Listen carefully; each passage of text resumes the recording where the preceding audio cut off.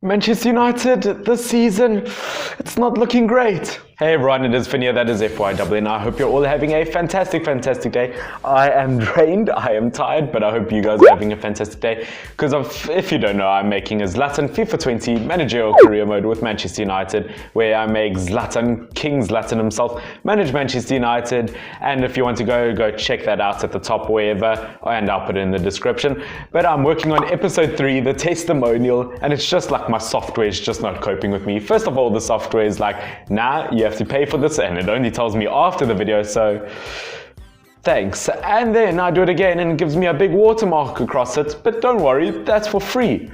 Thanks. So you know what, hopefully third time's the charm, and hopefully they'll come out within the next few days. I hope so.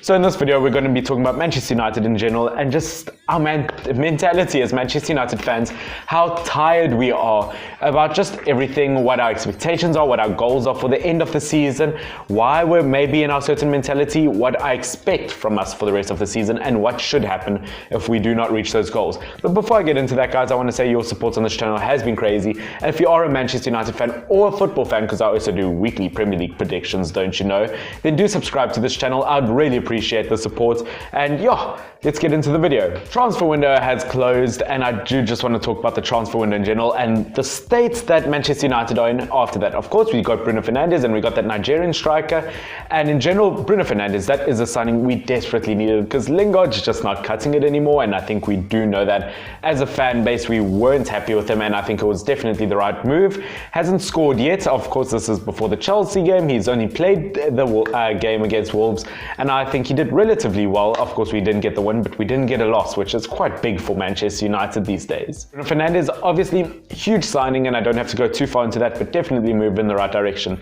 That Nigerian striker we got, look, it's not a huge move, but I'm not angry about it. It's a 6-month loan. If we bought him, then I would be angry, but you know, it's only a loan. It is short term because Marcus Rashford is injured, and he has proven that he can be very good in the Premier League. When he played for Watford, he did a relatively good job. He's played overseas, he's got an experience, he's 30 years old. Yes, not the fastest anymore, but he's got that experience which we kind of need in the team, and as I said, he's only short term, so I'm not going to be too angry about him. Those are the players we got. Now the players that we didn't get, of course, a huge one. United fans, I know we are upset about Haaland, but I'm not going to be too upset about that, because just in general, we can't be too upset about that, because yes, he got a hat-trick in his first game for Dortmund. Yes, he got like 5 goals within the span of like 100 minutes of game time. Look, Haaland is an absolute beast, but let's be 100% honest. Would he have gotten that at Manchester United? Maybe. We can never know, because you cannot cry over spilled milk that you never had. That is what I've been saying, because we can't say that he would have done the exact same at Manchester United. It's the same mentality of us saying, you know what, Ashley Young, he got an assist in his first game at Inter, maybe he would have gotten that assist for us. No, it doesn't work like that. Haaland, while at Borussia Dortmund, I mean, he's going to move to Real Madrid probably in the near future. I can't see him staying at Dortmund his whole career. I mean, let's be honest, Dortmund's become one of those clubs that produce like young players, or have great young players that just end up moving on to become great somewhere else, you know, unlike Marco Reus, who's a rare occasion that just stays at the club. But at the end of the day, we can't be too upset about Haaland, because you know what, we can't say they would have done the same at United. And you know what, once he's at United, what do we do with Marcus Rashford? Do we only play one of them? Do we play 2 strikers? I don't know if Haaland would have worked at Manchester United. I know maybe he probably would have, and I would have loved to see him come in, but we can't be too upset about him, but just because he's doing well at Dortmund. Of course, we got rid of Ashley Young. That is a huge one for us, because he was just dead weight, because we've got so many fullbacks. We've got Shaw, Williams, Below, Fosu-Mensah, Wan-Bissaka. We do not need another fullback in Ashley Young, and I'm glad that he's doing well at Inter Milan, because, I mean, let's be honest, you cannot ever just like, you know, wish upon badness on someone else. Unless it's Liverpool, then you can really just hope they lose. Another big thing that didn't happen this transfer window, once again, Jadon Sancho, but I'll get into that in a few seconds. Another transfer that's really just messing up our mentality. Apparently, Pogba might still leave, and we're looking at Jack Grealish to like as a replacement for Paul Pogba, which, I mean, bullshit. I mean, that is the worst replacement for Paul Pogba ever. I'm not saying he's a bad player, but do not tell us that if we lose Paul Pogba, that you are going to buy Aston Villa's Jack Grealish. Yes, he's a good player, but come on, man. So now that I've gotten all the transfers out the way, let me just talk about cup competitions and our mentality in terms of that. Look, Europa League, I used to think we could win it, but I'm not sure anymore. I mean, competition, I mean, Arsenal is in it, and look, I mean, they are doing bad. I mean, it's so weird that so many great teams have done bad this season. I mean, there was a stage where Everton was horrible, where Spurs, United still kind of. I mean, Arsenal definitely not having a good season. Manchester City have lost unnecessary games. I mean, this season is weird. I'm just going to go say that. But I mean, Arsenal definitely could beat us in Europa League. I could see that happening 100%. I mean, it's United. It's going to happen, isn't it? And at the same time, Inter Milan is now in Europa League, and I can't see us beating them. Look, without Marcus Rashford, I mean, Martial is not on form, and I can't see Mason Greenwood getting past the likes of Skriniar or Godin. Sorry, Greenwood, but I mean, even you can admit it's a tiny bit of a challenge. I mean, Inter Milan is just a beast of a team with Eriksen, Lukaku, Godin. I mean, there's hundreds of world-class players in that team now, and they could compete in like Champions League next season. They are looking that good, and they could even win the Italian league, the Serie A. I mean, they are looking that good. So Manchester United, I mean, your chances in Europa League have become so slim, and I think you guys have messed it up, especially with this transfer league. I think we have, look, these injuries have really hindered us, because that is purely just unlucky. I mean, no Scott McTominay, who, I mean, yes, he's not the best footballer in the world, but he really has an impact forward and back. He really just moves around the field, and he is the kind of passion we need throughout this team. Paul Pogba, one of the best players on his day. When he is fit, when he plays for the team, when he is passionate, when he is hungry, he can do so well for this team, and he can be the difference. Marcus Rashford this season has been the difference. He is our top scorer, one of the top scorers still in the Premier League, although he has been injured. I think we desperately miss them, and I think injuries, because of these injuries, I mean, we have been seriously set back, and I think we're going to be a monster team if our tactics work out, if we have Rashford up front, with the likes of Fernandes behind him, with Pogba and Fred or McTominay. I don't know. Other than that, FA Cup against Derby, I mean, we went out to Derby last season. Hopefully we can get a win against Wayne Rooney's team. Would love to see that game. Obviously, when Wayne Rooney plays against Manchester United, it's going to be quite a good game.